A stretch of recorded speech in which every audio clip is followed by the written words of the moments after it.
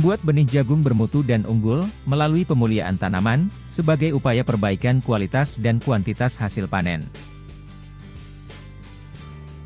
Pada dasarnya proses pembuatan dan produksi benih jagung yang bermutu dan unggul, seperti benih jagung komposit, benih jagung hibrida, GMO, benih sintetik, merupakan bagian dari hasil kegiatan pemuliaan tanaman. Sejatinya pemuliaan tanaman adalah serangkaian kegiatan penelitian, penciptaan dan pengembangan varietas baru sesuai dengan metode standar namun tetap menjaga keaslian benih.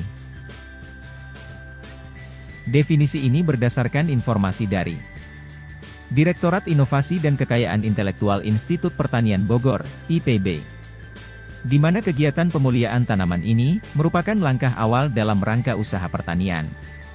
Hasil dari pemuliaan tanaman, seperti kultivar dengan keunggulan tertentu, produksi tinggi, ketahanan terhadap kondisi lingkungan, termasuk toleran terhadap hama dan penyakit, berumur pendek dan bisa ditanam secara multilokasi. Sehingga, tujuan dari pemuliaan tanaman terdiri dua bagian yaitu, tujuan jangka pendek, dan tujuan jangka panjang. Pemuliaan tanaman juga berperan serta dan aktif dalam pengembangan pertanian berkelanjutan, atau sustainable agriculture. Telah dasar dari beberapa metode pemuliaan tanaman, adalah 1. Hibridisasi. Metode ini di dalamnya adalah, perlakuan teknik persilangan yang paling umum karena sangat efektif dan efisien, khususnya jika menggunakan bahan tanaman dengan varietas unggul, terutama hibrida atau galur murni, indukan yang sudah lolos seleksi dari beberapa generasi silang dalam, dan homozigot. Varietas unggul atau variasi genetik yang tinggi, memungkinkan kombinasi persilangan yang tepat dengan sifat-sifat yang kita inginkan, atau yang dibutuhkan petani dan pasar. Benih jagung hibrida yang beredar, telah melalui seleksi yang ketat, dan sesuai prinsip dasar teknologi pemuliaan tanaman, dan kebutuhan. 2. Rekayasa genetika. Tindakan ini adalah, penerapan teknik biologi molekuler, untuk mengubah susunan genetik, atau sistem ekspresi genetik suatu tanaman. Hal ini dilakukan untuk memperbaiki sifat-sifat tanaman, dan menciptakan karakter baru melalui integrasi gen-gen dari organisme lain, sehingga bisa memberikan performance fenotipe yang sesuai kebutuhan.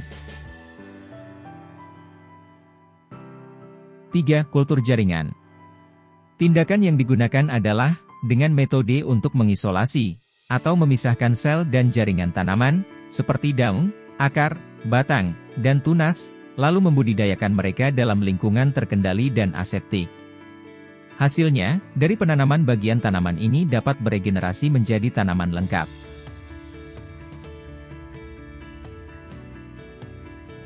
4. Seleksi massa. Yaitu tindakan menyeleksi tanaman dengan sifat seragam dalam populasi tertentu, baik itu berasal dari satu varietas atau campuran beberapa varietas. Biji pilihan kemudian dipanen, dan dicampur untuk penanaman selanjutnya. Biasanya dilakukan untuk benih jagung open pollinated variety, atau komposit.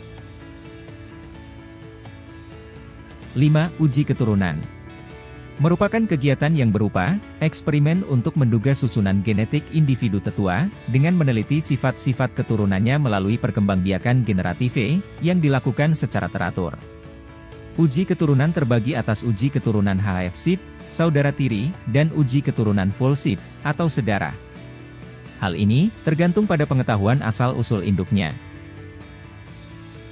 Metode pemuliaan tanaman juga bisa dibedakan menjadi dua jenis, yaitu pemuliaan non-konvensional yang memanfaatkan bioteknologi, dan pemuliaan konvensional yang melibatkan hibridisasi atau persilangan.